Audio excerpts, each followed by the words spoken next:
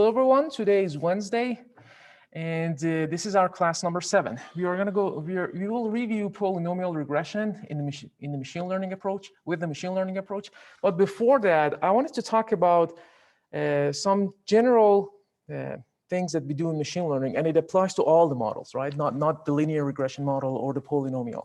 And I want to basically talk about performance metrics and what can we do with those performance metrics, number one. And then number two, how we can literally apply all these things in Python in maybe 3 or 4 separate steps, right? So I'm gonna do the Python part on the paper as well to make sure that when you go over the Python, you're not confused, by just be, or at least be overwhelmed by maybe the sophistication of the codes, right? So let's start from this whiteboard. So this is our appendix A. And as I said, you can find it on our GitHub repository for the course. Okay, so let's see. We're going to talk about the performance metrics. So there are usually 2 use cases for the performance metrics, right? So the first one is feature selection. Whenever we talk about feature selection, so what are the features? The features are the explanatory variable in your model, right? So for example, you have x1, x2, x3. And when we say feature selection, basically we want to answer this question: what variables should you include in the model? How many of them, right? So from econometrics, you remember, if you look at the R-square, if you just keep adding more explanatory variable, more feature to the model is going to do a better job in the train set, right? So for that reason, so we're going to use the performance metrics to figure out where should we stop. So where's that point that I should stop adding more explanatory variable to the model, right?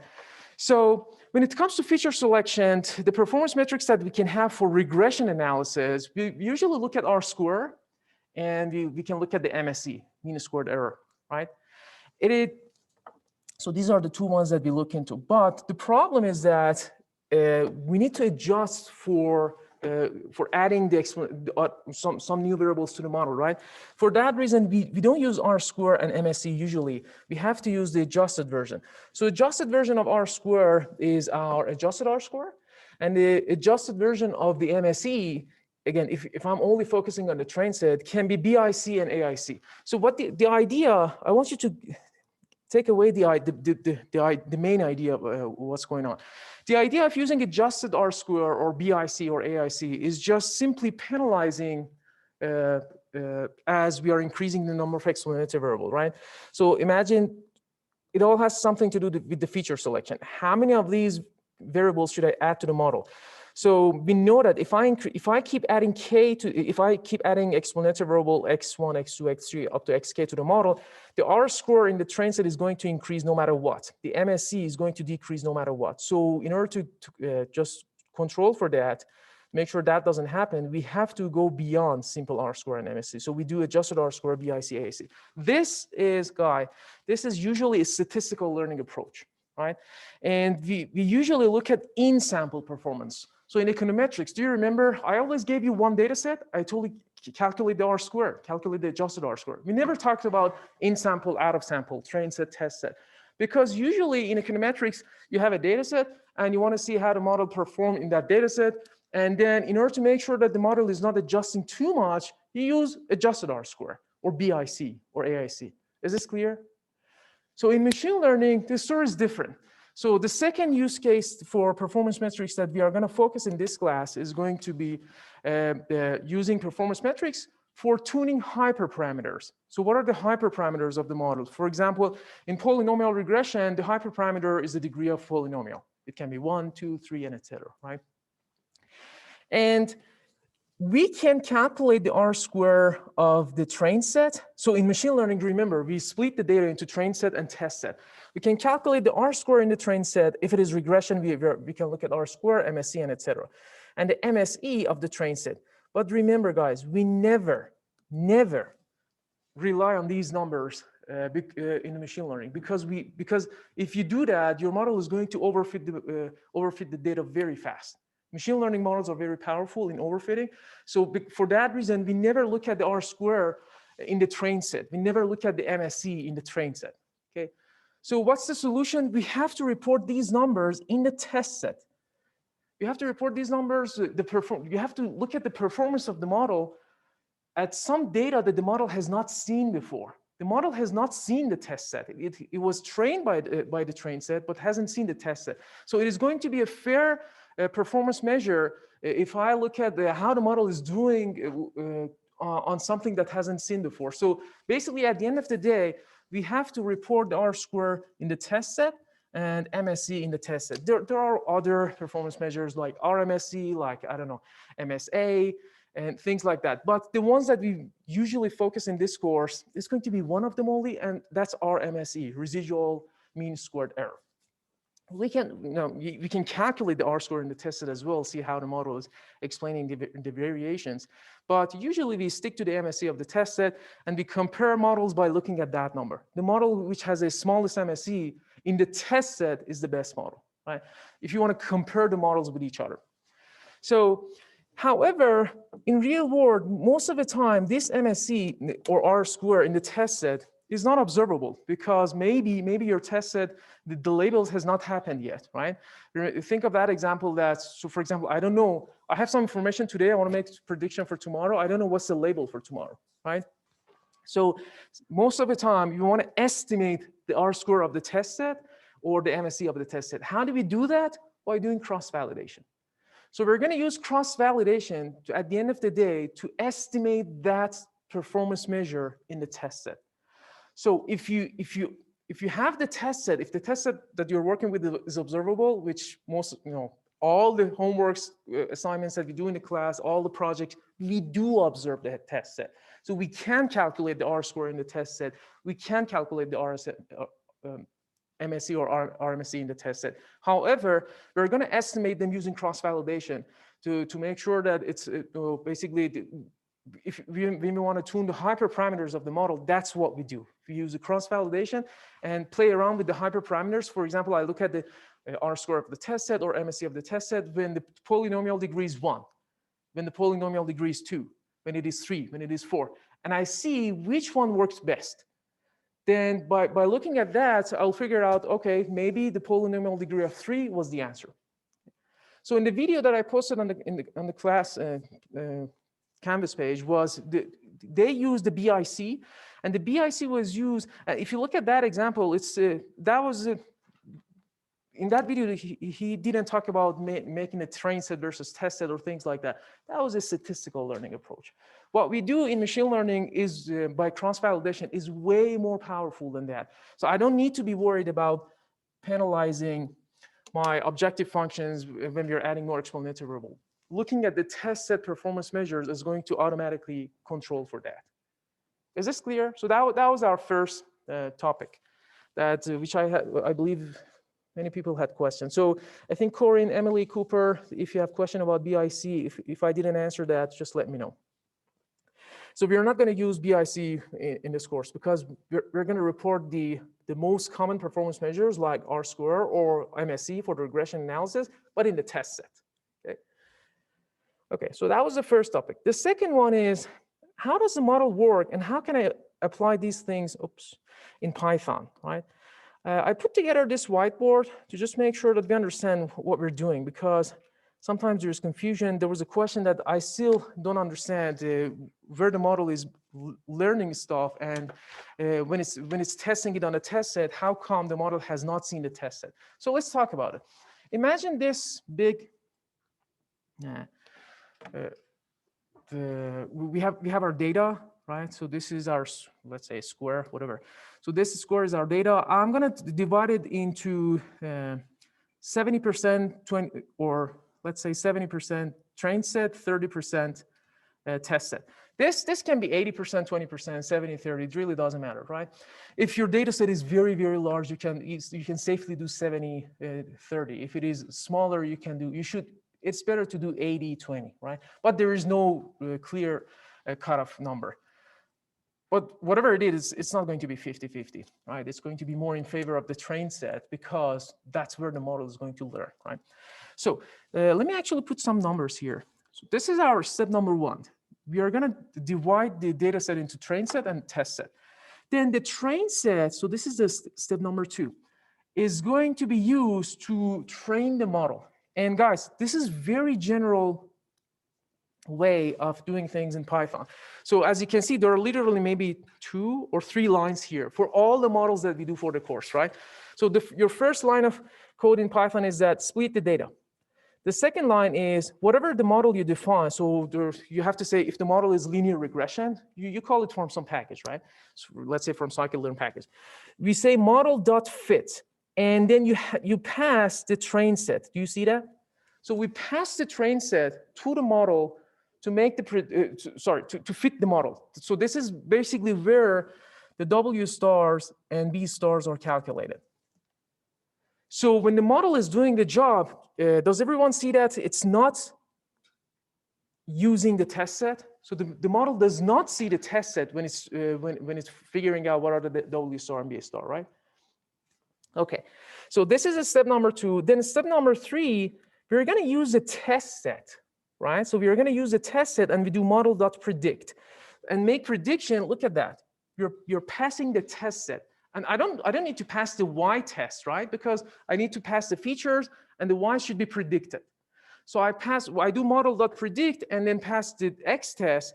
Then what is the outcome of this line? The outcome is going to be our Y hat in the test set. Does everyone see that? So now I know what is the Y hat in the test set by basically using that model. So Abraham, back to your question. Do you agree that whenever these predictions are making, the model has not seen the data set in the test set? So the model has not seen it. So the W stars, when we calculate the W stars or B star, the model has not seen the test set. And after solving for W stars and B star, we can use those numbers to make prediction in the test set. So that's what I mean that the model has not seen the test set. Okay. And now I do have the predictions. These are the Y hat in the test set, right? And I'm interested to calculate the errors or residuals, right? So in econometric, we call them residual because they were observable, right? That was the difference between error and residual. But in machine learning, people tend to still also call it errors. So if you see people say error, they mean, because error is not observable, literally, but they mean residual, right? So how do we calculate the errors? Y test minus Y hat test, right? Because remember, guys, this test set, the Y test is labeled. You observe those numbers, right? So we have Y test. We just predicted the Y hat test. And if I take the difference, Y minus Y hat, this is my error. Now, when I have the error, I can calculate the R square in the test set. I can calculate the MSE in the test set. I can calculate the RMSE in the test set, and et cetera. So these are my performance metrics in the test set. At the end of the day, in machine learning, this is our goal, to figure out, make some predictions. So the goals are make some predictions, maybe call it 1, and then look at the performance of the model in the test set. Performance of the model in the train set is useless. You don't need it, right? Because we know that machine learning can do a perfect job in the train set, right? So now, what is the next step? So the next step, let me call it 4, is this is our step number 4. We know that the goal is to figure out what is R square or MSE in the test set, but I need to estimate that. Again, if the test set is labeled, I can see that number. So this is what you're going to see. We're going to see in our Jupyter notebooks today. So we see that R square in the test set, MSE in the test set. However, we're going to use cross-validation to estimate that number as well. Right? And why do we say that we can estimate the R square in the test set and MSE in the test set by doing cross-validation? Because remember, guys, cross-validation, I'm here. So cross-validation is going to use this part of the data, the train set, right? So this is my train set. And if it is 4-fold cross-validation, it's going to make it into 4 separate parts, right? At each fold, it's going to treat one section of the data as a test set.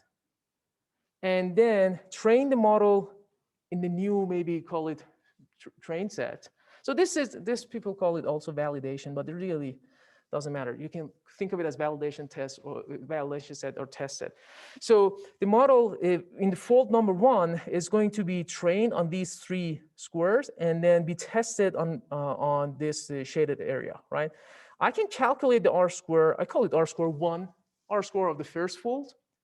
I repeat the same process to calculate R square 2, R square of the second fold, R square 3, R square 4. So I have 4 numbers. If I'm doing 4-fold cross-validation, I have 4 numbers. If I'm doing 10-fold cross-validation, I have 10 numbers. And the numbers can be anything, right? It can be R-squared, it can be MSE. Or there are dozens of other performance metrics that we're going to use for classification and regression in the course, right? So, and how do we do this part in Python? So imagine there's going to be one function cross-validation. That function needs a model. So our model is whatever we use there, right? It needs a model, and I have to pass X, you tell me, train or test? Which one should I pass? Train, there you go. Because this is a cross-validation. So I have to pass X train and Y train.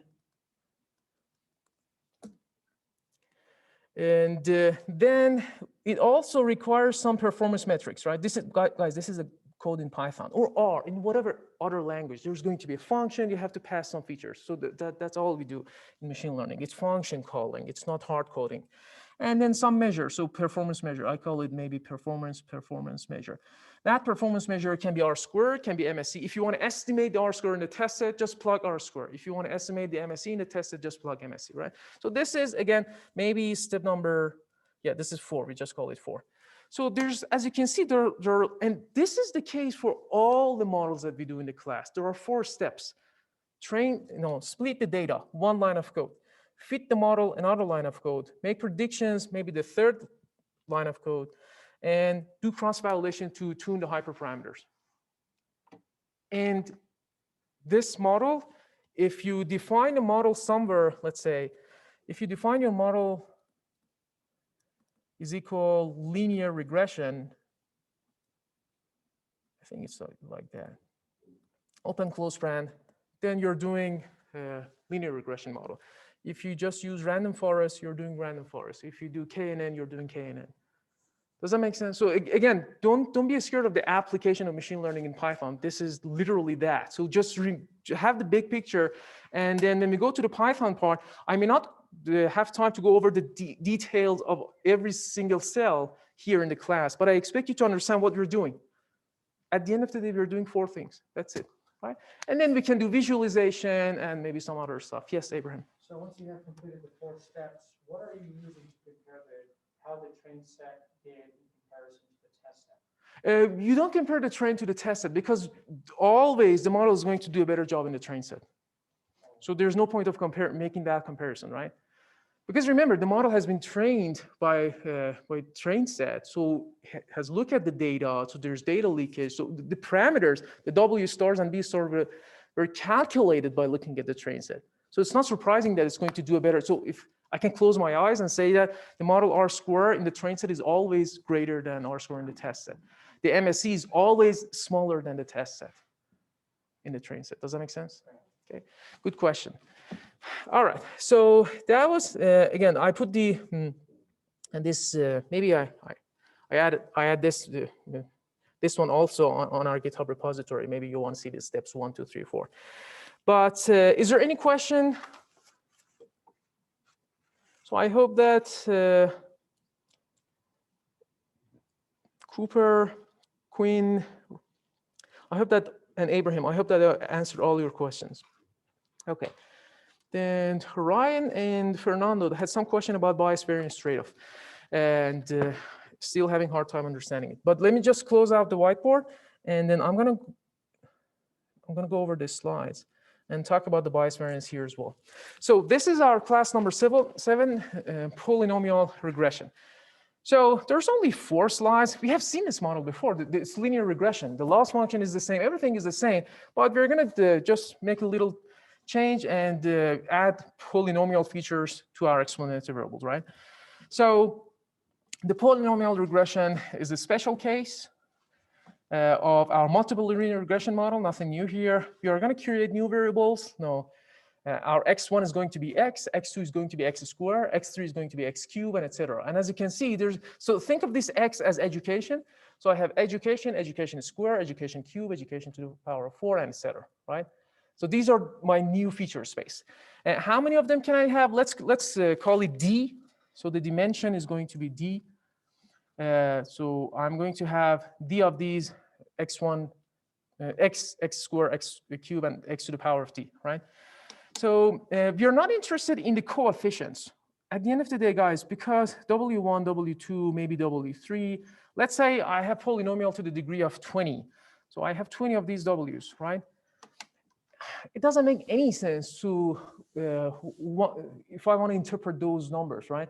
Because remember, if I want to interpret, what should I do? I should take the derivative and see and interpret the partial derivative. But the partial derivative itself has something to the power of 19, then 18, then 17.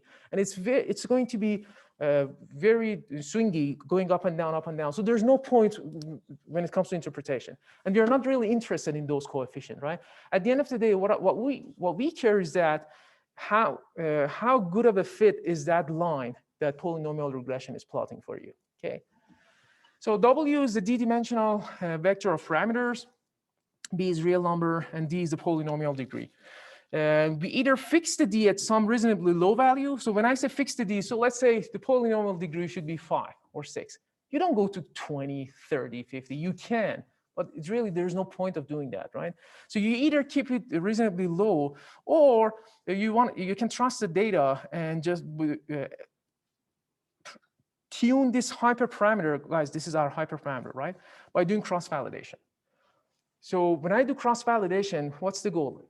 I estimate the performance of the model in the test set, and I compare that performance for different values of D. D is equal to 1, D is equal to 2. And at the end of the day, I'll see which one did the best job. Say, OK, that's my best variable to pick, best hyperparameter to pick. Does that make sense? And we're going to do this in a for loop in Python. So we have to literally go over multiple values for D, put it in a for loop, and calculate these R-squared in the test set or MSE in the test set, and see which one was the best. Does that make sense? So when I go over the Python part, just think of the big picture. Okay, always remember these steps, and then ignore the noise, ignore the details. You know, this weekend is long weekend. You can spend enough time and just go over the Python notebooks on your own. You know, very try to replicate it, but just try to think of the big picture. All right, the optimization problem is exactly the same. So we are minimizing the MSE. We talked about why this loss function is quadratic, why the quadratic is the better one, because it's well behaved. We can calculate the derivative, so we don't need to do gradient descent. There's closed form solution, all the discussion that we had last class, right? Okay, and the solution to this optimization is W star B star, and now we can make predictions. So here's just some example for you. So I'm going to talk about variance bias trade-off here.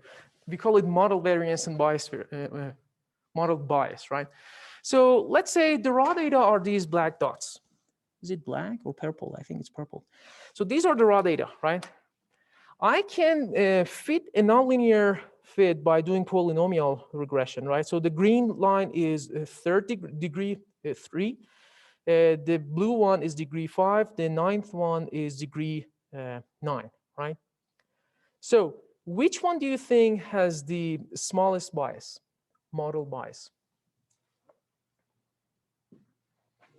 The Smallest model bias. Guys, remember, bias variance is a property of repeated sampling, or in machine learning language, train set versus test set. So if the model is doing a good job in train set, then if it does a bad job in test set, so it means that the bias is high. All right, so okay. So think of it as repeated sampling. So for example, look at the red curve. The bias is high here because it's not capturing the true relationship in the train set, but the variance is small. Because if I use the same line with another set of data, let's say this, it's going to still, maybe this line is going to go up and down a little bit, but the variance of the model is small. So that's what we call small variance and high bias, right? So the red line, it has a high bias. So the bias is going to be high and the variance is small. Does that make sense?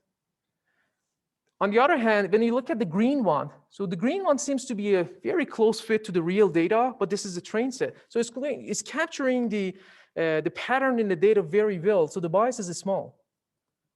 But if I use it for another set of samples, or maybe in the test set, it's going to do a poor job. right?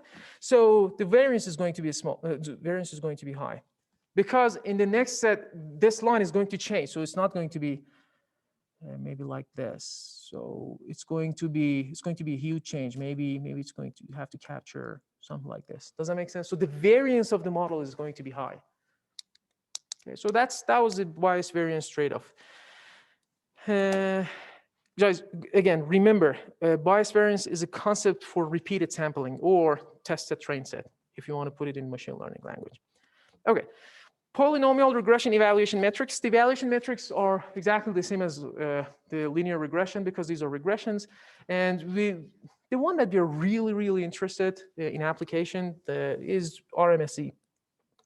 So MSE is mean squared error. So this is my error, square it, and take the average. RMSE is to take the square root of MSE, right? So root means squared error. And this is the part that we say that I talked about it on the whiteboard, that in machine learning, you don't need to be worried about that K thing. How many features should I add to the model or things like that? Because at the end of the day, we're going to look at the predictions or performance measures in the test sets. This is what I care. The red curve is what we care, not the bluish curve, right? Because imagine this is MSE. So the blue one is MSE in the train. The red one is MSE in the test.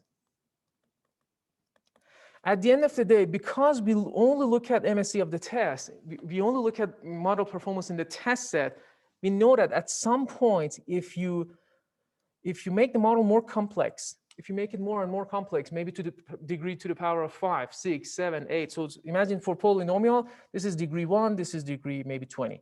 At some point, because the model is overfitting, it's going to do a poor job in the test set. So it will never go that direction. Does that make sense? So for that reason, we know that when it comes to evaluation metrics in machine learning, because we rely on the numbers, the performance metrics in the test set, I don't need to be worried about adjusting, for example, using adjusted R-score, not the R-score. I look at the R-score in the test set, it will automatically take care of that adjustment. Does that make sense? So if you get this part, I think you should be good to go for the rest of the semester. So we're going to change these metrics. So instead of regression metrics, we're going to look at classification metrics and etc. But for all the regression models that we do, we're going to report this number. For all the classification models that we do, we're going to use accuracy, precision, recall, and etc. Okay. All right. So what are the caveats of polynomial? In general, quadratic loss functions are sensitive to outliers, right? So this is important because I think if I want to put it in a very simple term, in linear regression, remember, imagine you had something like this. The loss function was quadratic, right? We were minimizing the mean squared error. Now, in least square, if I have an outlier, if I have just a bunch of outliers here, does everyone remember how this slope was sensitive to the outliers? That's coming from the part that your loss function was sensitive to outliers. What does that mean? Because look at that. We are doing y minus y hat to the power of 2, right? Because the model wants to minimize this. I want to make sure that the distance is not that high, because when if the error is that high, this number is going to be exaggerated when I make it to the power of 2. So in order to minimize that, it's going to bend the line in a way that that distance is minimized, right? So for that reason, we say that the loss functions are sensitive to outliers. So this is one of the caveats of polynomial regression or linear regression models in general. Okay, it is sensitive to outliers. And both outliers and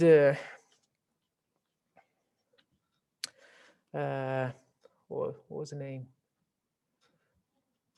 Anyways, I'll forget. I want to say something, but I forgot. But anyways, so loss functions are sensitive to outliers. Then the second caveat is that polynomials have notorious tail behavior. So this is something really important. In the Python part, I'm going to give you an example. What does that notorious tail behavior mean? Think of it this way, guys. So imagine this blue line here. This is our data, right? So we have a bunch of observations here. We're looking at age versus wage, right? Or wage versus age. And it seems that there's we believe that there's no linear relationship between wage and age, and we use polynomial. Let me actually erase this one. Polynomial is the blue one to fit the line, right? And as you can see, if there is bunch of only maybe we have very few people in the data set that are 80 years old, and for them the wage is very small. So because this model is sensitive to outliers, it's going to make it fit here. So the behavior in the tails are notorious. It's strange. So if I want to think, so maybe I think that it's not going to be useful for extrapolation, right? So for example, you think maybe a line like this is better for extrapolation, right? If the age is 100, it goes up. If it something like that, but when you use polynomial with the higher degree of polynomial, it's going to be very sensitive to the tails in the data, right? So we call it notorious tail behavior. So that's the second caveat. And polynomials are global fit. At the end of the day, there's one solution to your minimization, to your optimization, right? At the end of the day, sorry, here, there is one solution, W star, B star. So this means that it's going to find a global optimal, right, for your model, for the data. And when is it a bad thing? Imagine because the model wants to find a global, so imagine these are the data, because the model wants to find a global fit for this data, it's going to look at every part of the data and treat them the same. Do you remember in the ordinary least square, every single observation is treated the same, has the same weight versus the weighted least square? So this is what we mean. So if I think of it this way, if I could split the data into 4 parts, what if I could use local regression? So maybe this one, this one, this one, this one. Do you agree that that would have been a better fit? So I have, and now I have some local, I call it local regression, and I have one solution for each of them, right? But polynomial regression in general has one global fit. So at the end of the day, you're going to end up with one blue line. And that one blue line is going to make your predictions seems strange at the tails. Okay. So what's the solution? So the solution is piecewise polynomial or splines or local regression. So guys, this is purely a statistical learning part. We're not going to talk about these things in the class because this is a machine learning class. But these are very powerful models. You know, this is what I used to work back at the company. Back at BlackRock. And it has huge application and it's very powerful, but we're going to skip it in this course. I just wanted you to know that there are these models out there that do something like this. So again, this is not part of the course, but just for your own information, just be aware.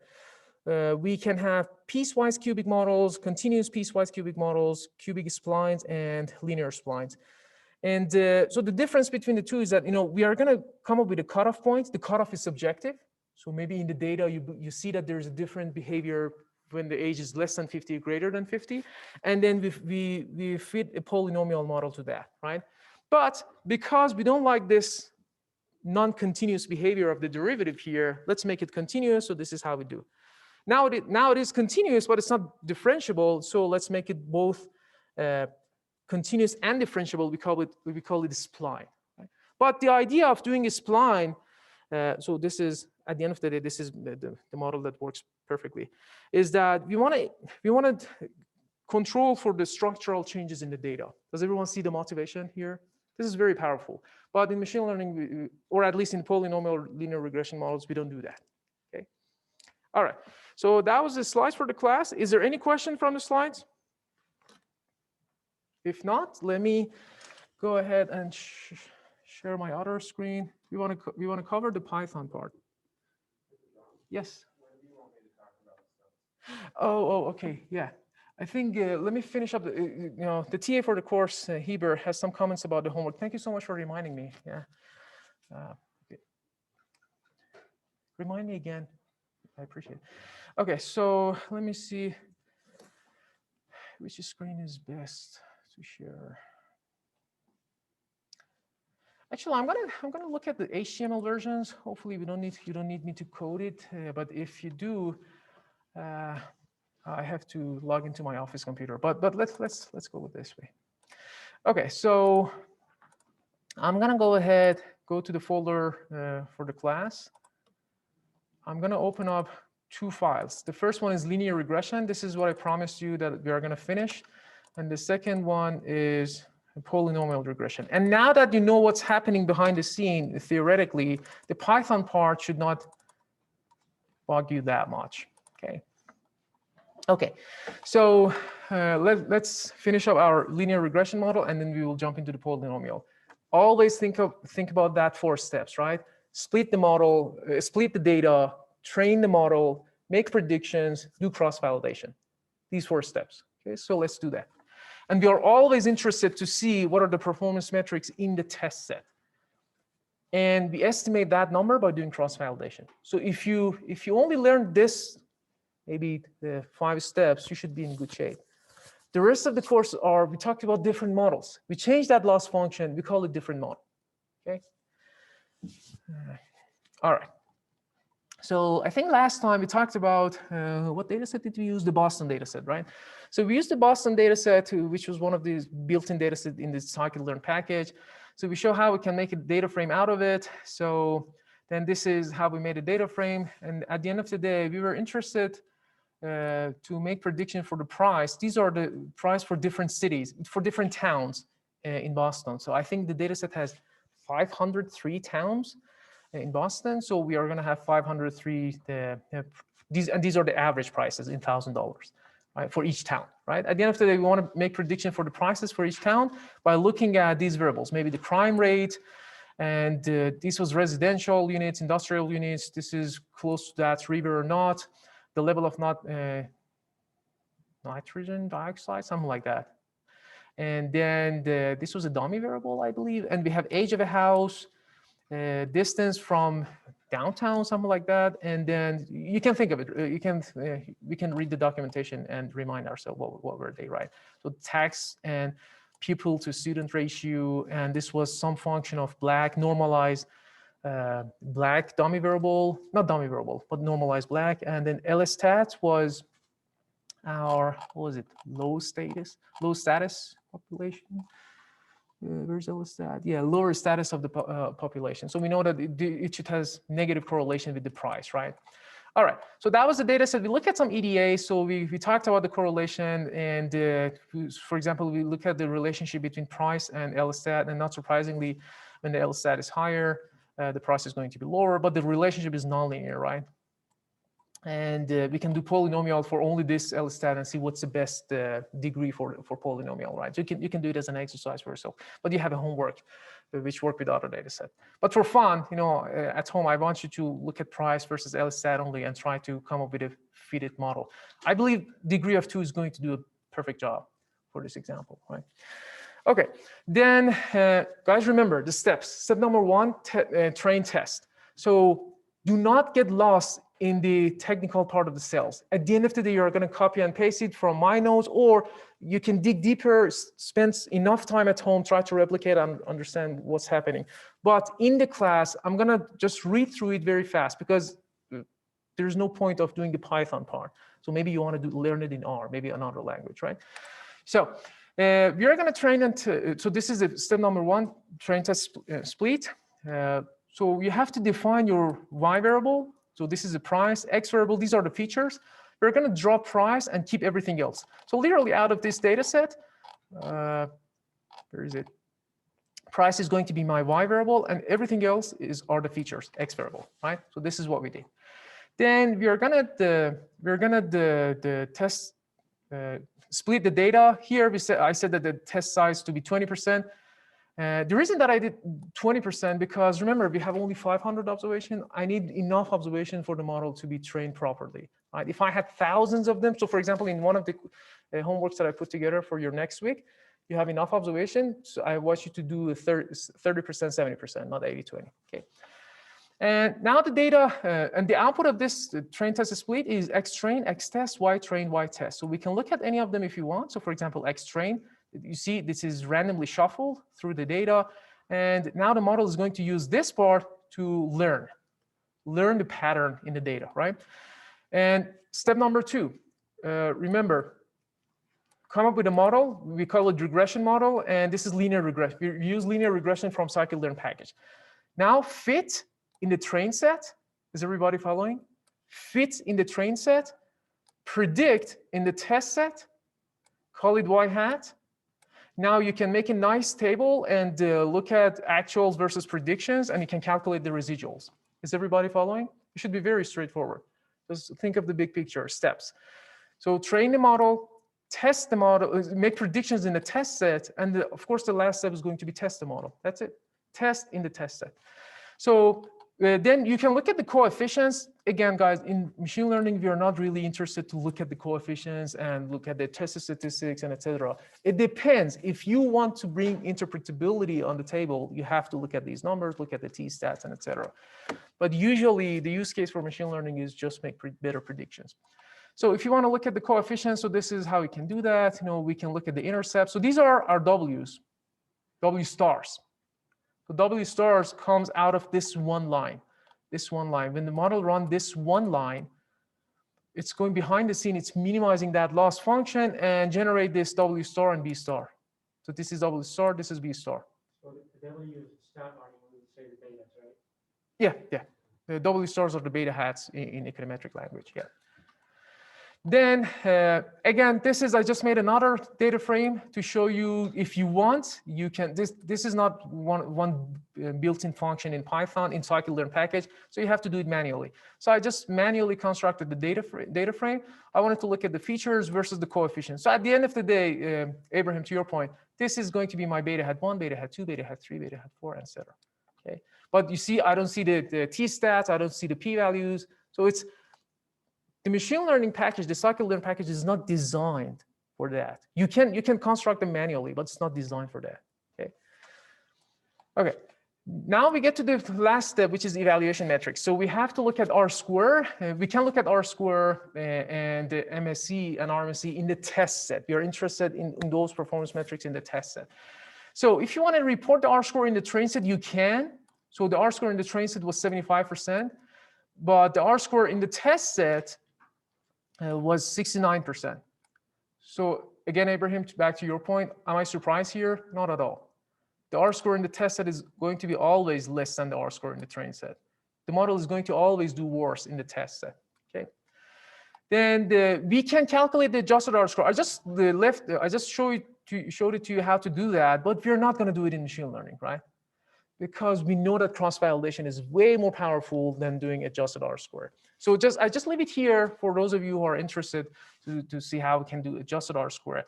And you have to make your own function. So this is our own function. I call it adjusted R-square. Again, go through these lines. Let me know and the TAs if you have any questions, right? So this is not a Python coding class.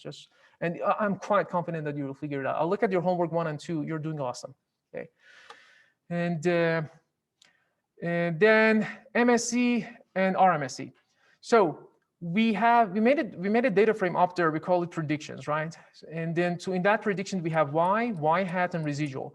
So if I look at this square, look at that. This is MSE in the test set, right?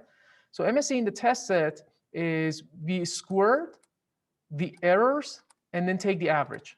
And these NPs are NumPy. It comes to this function, the mean function, the square function comes from the NumPy package, right? And you can round it up. So the MSE in the test set was 26.08. And RMSE is simply the square root of that. The RMSE is 5.10. So guys, at the end of the day, in the last step, what I care are these, well, actually one number is RMSE. Why do I work with RMSE instead of MSE? Because the units make sense, right? The MSE, for example, if the price, the unit is $, the MSE is $ square, doesn't make sense. I take the square root, call it root mean squared error. Now I can say, for example, when the RMSE is 5.1, remember these are $1,000, so it means that root mean squared error in the model using this linear regression is $5,100, right? So this is my number. At the end of the day, if I'm going to compare which model is doing a better job, linear regression, random forest, SVM, KNN, you name it. I compare these numbers, this one number. And I pick the model which has the smallest number. Okay. Okay. Now, So far we got this. We calculated this number, and this is the RMSE in the test set. But down here, I'm going to estimate this number by doing cross-validation. Do you remember the whiteboard? So let's go ahead and estimate this number by doing cross-validation. Okay, so for cross-validation, as I said, there's going to be a function. So this is a class of functions. So you have to import this class from the scikit-learn model selection class. And then we also import this scikit-learn metrics. And here are all different performance metrics that you can work with in cross-validation, right? So what am I interested is mean squared error, right? So let's see if we can find mean squared error. I have accuracy. This is something that we're going to look into for classifications, right? Then we have F1. We look in classification. We look at these ones. So maybe F1 accuracy. And do I have mean squared error? It seems that I don't have mean squared error, but look at that. I have negative mean squared error. So if I have negative mean squared error, that's fine, right? So I can just multiply it by negative, get my positive mean squared error. But so here's a question for you. Why do you think that, yeah, this is a technical question. Why do you think that we have negative mean squared error? Again, this is a technical question, it has nothing to do with the course. Well, the author of the package who was putting together this cross-val score wanted to write one function to solve a global maximization problem. So if you look at these measures, we always want to maximize the accuracy. We want to maximize the F1. We want to maximize the precision recall. But we want to minimize the mean squared error. So if I multiply by negative, I'm going to maximize it. Does that make sense? Again, this was just in order to make two separate functions, just put it in one and then multiply it by a negative sign. How does the MSE differ from other measures? Oh, Abraham, for the course, we're going to work with 3 or 4 of them. There are tons of them out there. So this is a very, very general function cross-validation course, right? So how is that different? The most common one in regression analysis is MSE. So this is the one that we used, negative mean squared error, multiplied by 1. But we can do mean absolute error. So if you're worried about the outliers, so you want to penalize them less, you look at mean absolute error. But again, when you want to compare these models, you look at mean squared error. All right. So do you remember in that whiteboard that I show you what do we have inside that cross-validation? We need to have an estimator. We need to have a model. We pass the train set, as you said, and we pass our metric. So let's say our metric is negative mean squared error, and then well, we can do R square as well. Look at that. We have R square. So let's go ahead and test to estimate the R square of the test set, MSE of the test set, and RMSE of a test set. Okay. So I'm going to go ahead and do first. I'll do the R square. So as you can see, I call this function cross-validation. I pass the model. I pass the train set, right? And I say cross-validation is 5. What is the scoring? R2, R squared. Then how many of these numbers should I get? The output is going to be 5 of them. Do you remember in the whiteboard I have 4? It was 4-fold. Here is 5-fold because cross-validation is 4. I have 5 of these numbers. If I take the average, I call it my R square cross-validation. Cross-validated R square. And this is going to be the estimate for the R square in the test set. Is everybody following? Okay. So what was the R square in the test set? If I scroll back up, R square in the test set was 69.4. What is the estimated number that we just figured out? 70%. Okay. So this is our estimated number for R square of the test set. We can do exactly the same exercise with mean squared error. So the mean squared error cross-validation is going to be 23.26, and RMSE is going to be 4.73. Do you remember what was the RMSE in the test set? 5.10. What is the RMSE using cross-validation? 4.7. Does that make sense? So we estimated that number. So in linear regression, there is no hyperparameter. So I will stop here. I don't need to make any more adjustments. So there's no hyperparameter to make to fine tune them, right? But in the next one, the polynomial, we need to figure out that tuning the optimal value for the hyperparameter, which is degree of polynomial, using cross-validation. Is this clear? So our next notebook is going to, we can go over it much faster because we know what we're doing, right? So And we are done here, guys. But for those of you who are interested in interpreting things like linear regression in Python, you don't have to do it in R. But if you want to see how to do it in Python, there's this package, stats model. And from stats model, we just import it as SM. We can, so this package is designed for interpretation. We can simply train the model using the train set and test it in the test set. But at the end of the day, the output that you can get a summary. Pedro, the audio got really bad suddenly. Sorry.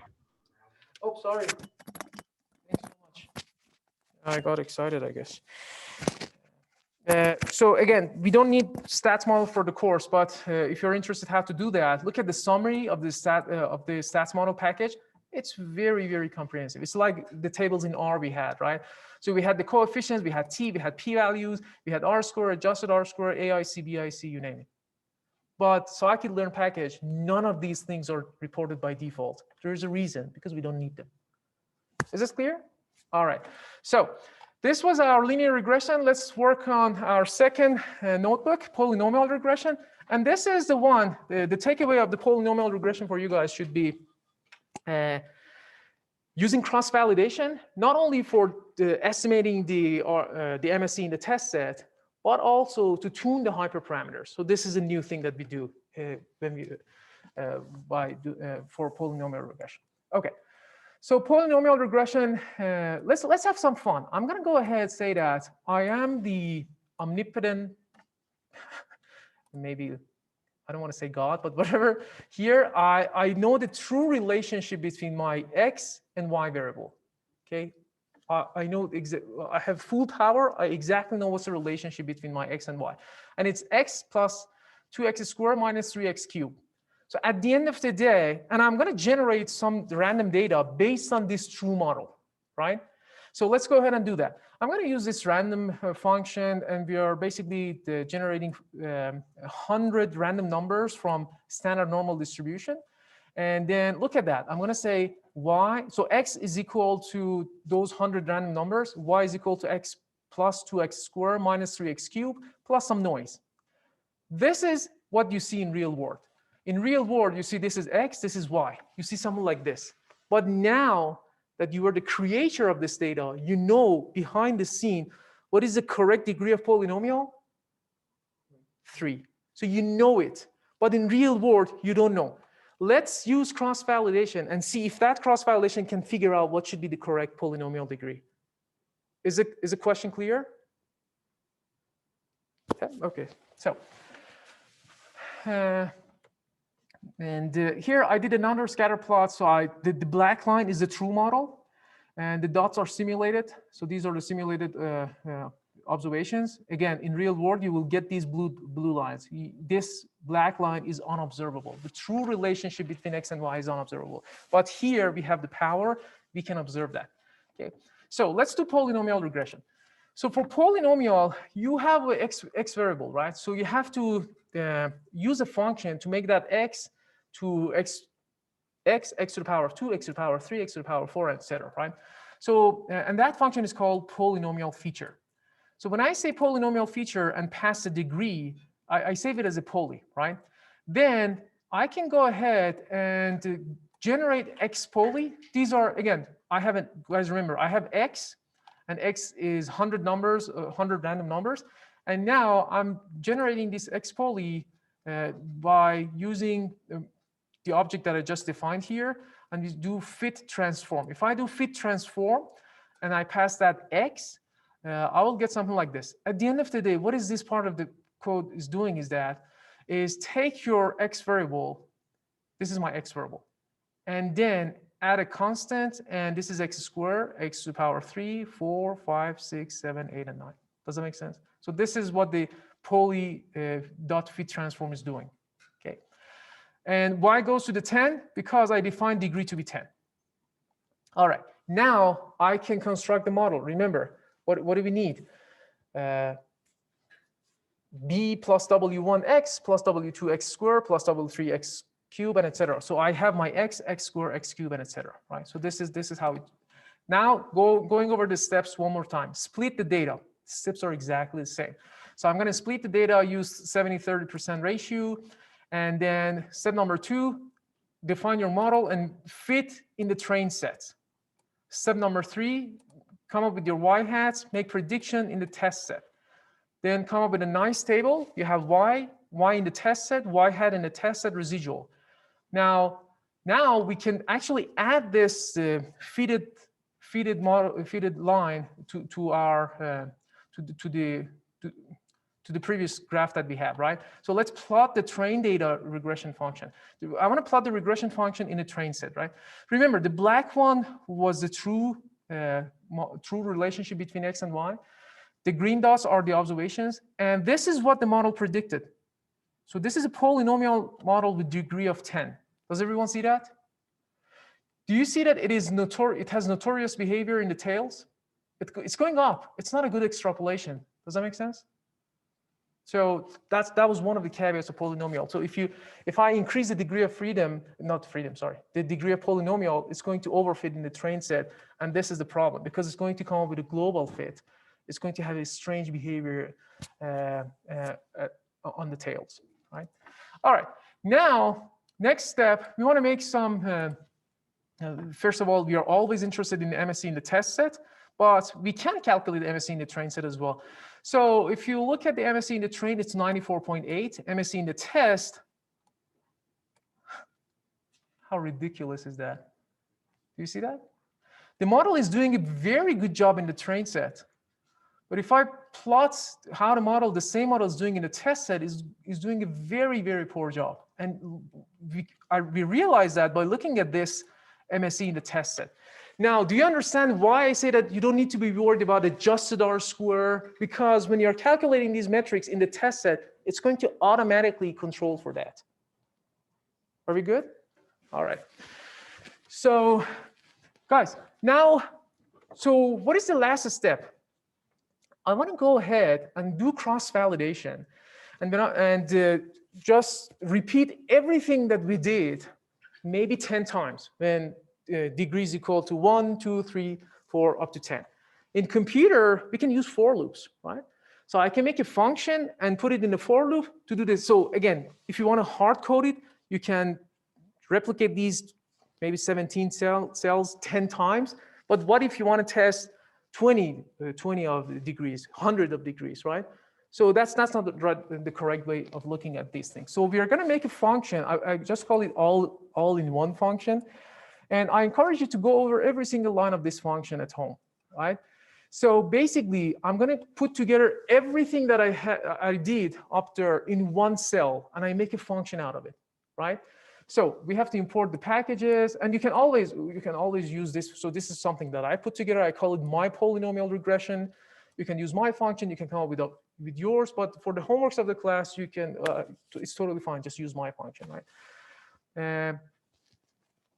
So I'm going to define my polynomial function, and what are the inputs? Give me the polynomial degree. Give me your x, give me your y, give me how you want to split the data, what's the ratio, and you can set a random state. So by default, I said, let's the default value be 100. You can change this number to anything, right? This is a random state. We talked about the seeds previously. So the rest of it is exactly the same as the one that we just repeated in the cells above, right? So just go ahead and read them for yourself. But the output of this model is going to be polynomial degree, RSME in the train set, and RMSE in the test set. This poly degree was also the input. So I just wanted to have it as an output in the output, I see what was that polynomial degree, right? So at the end of the day, so I made a function. If I say that, if I call this function my polynomial regression, and I pass the degree, polynomial degree 5, I pass x, I pass y. We define x and y up there, right? Then what's the output? The first number is polynomial degree, which not surprisingly is 5. This is what I passed.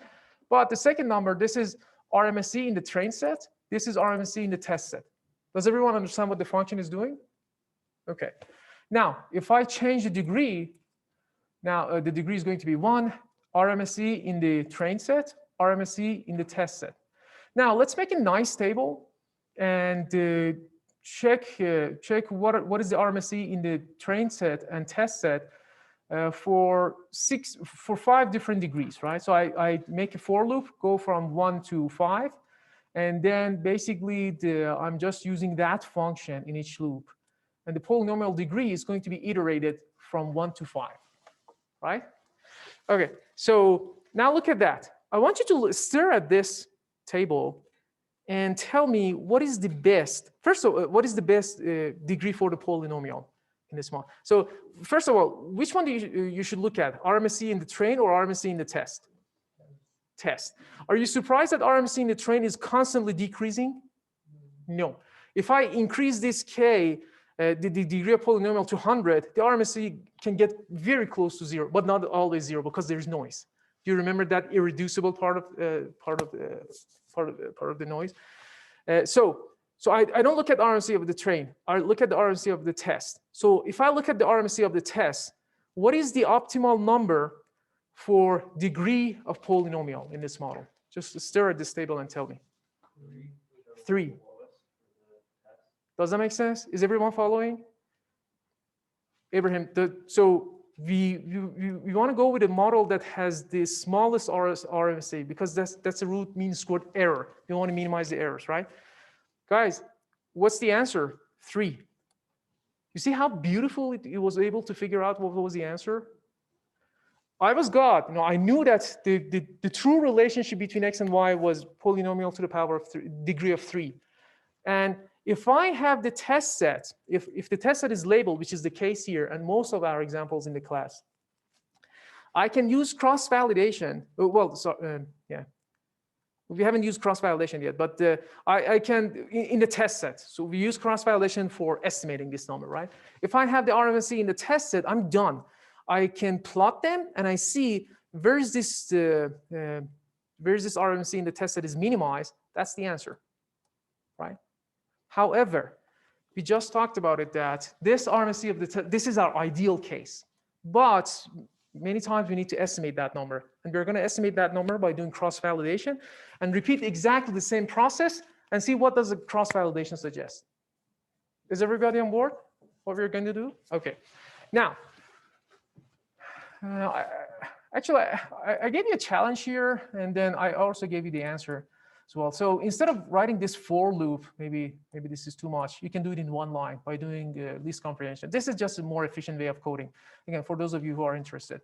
So I use least comprehension. This is very powerful. If you're curious how to do that, we can do it in one line. So I give you the answer as well. So now, look at that guy. Finding the optimal polynomial degree using the ELBA method. So what we did here is just fine if I do have the RMSE of the test set. But if I don't have it, I need to estimate it using cross-validation and then see what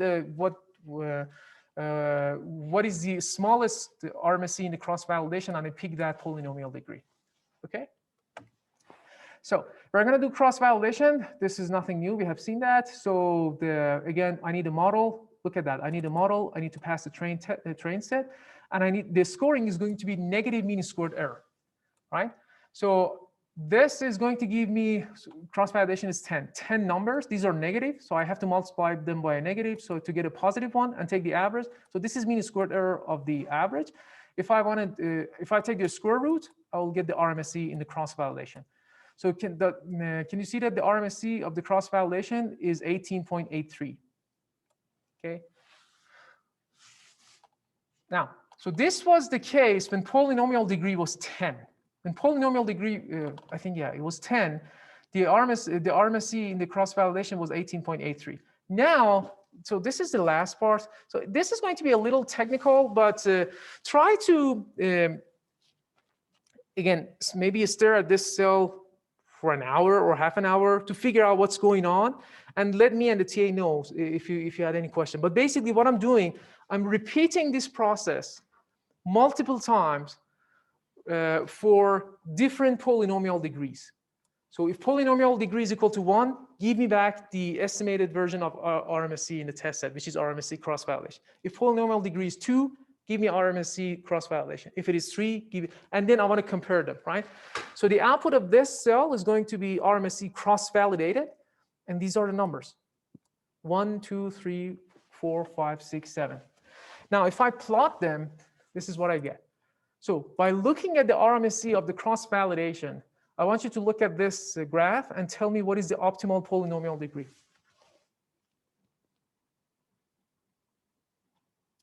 It's the one that's your RMSE cross-validation is minimized, right? So we look at the table and the graph. Where is it minimized? 5. So when I use cross-validation and come up with the estimated version of the RMSE of the test set, the model tells me that your best polynomial degree is 5. But me, as the God, I know that the answer was 3. So if the test set is labeled, I can get very close to that number. But if it is not labeled, I have to use cross-validation to estimate that number. And the cross-validation is not off, right? It's 5, it's not 3, but it's not 10, it's not 1, it's close. And this is what we get in reality most of the time. Okay. And yeah, that's pretty much it. Again, if there was any, guys, the reason that I don't spend much time in the Python part, because it's a lot. It's going to take me maybe 15, 20 minutes to just go over one cell, and there's no point. You're going to lose perspective. Now, I think Google is offering automated machine learning. All these things are being offered automatically. So for you, the most important thing is that to understand what's going on. Remember the big picture. What are the steps? Regardless of what you use Python, you use R, whatever. If you know what you're doing, if you know what's happening behind the scene, that's enough. That should be the takeaway for you guys. Okay? So is there any question for guys at home? Okay, so we have almost 5 minutes. So Heber, can you take 1 minute and talk about the homework? And then I'm going to talk about, let me actually pause the recording because I want to publish it. And then Heber is going to talk about the homeworks as well. Okay. Give me 1 second.